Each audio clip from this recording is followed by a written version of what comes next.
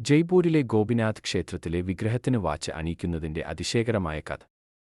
ഇന്ത്യയുടെ മനോഹര നഗരമായ ജയ്പൂരിലെ ഗോപിനാഥ് ക്ഷേത്രം അതിന്റെ ദിവ്യത്വത്തോടൊപ്പം ഒരു അത്ഭുതകരമായ സംഭവത്തിനും പ്രശസ്തമാണ്. ഈ സംഭവം സ്വതന്ത്രത്തിനു മുൻപ് നടന്നതായി പറയപ്പെടുന്നു.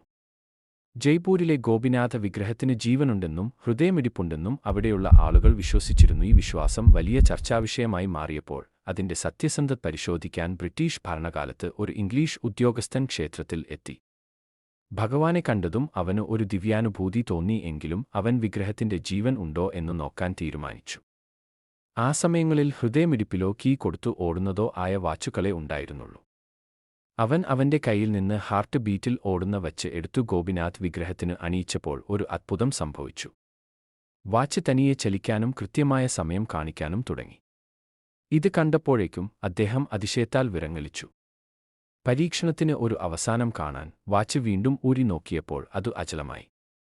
പക്ഷേ വീണ്ടും വിഗ്രഹത്തിന് ചാർത്തിയപ്പോൾ വാച്ച് വീണ്ടും പ്രവർത്തനം ആരംഭിച്ചു.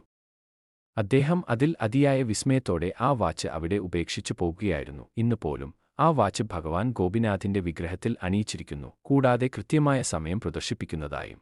ഭഗവാന്റെ അലങ്കാരത്തിനായി വാച്ച് നീക്കം ചെയ്യുമ്പോൾ അത് നിശ്ചലമാകുമെന്നും വിശ്വാസികൾ പറയുന്നു.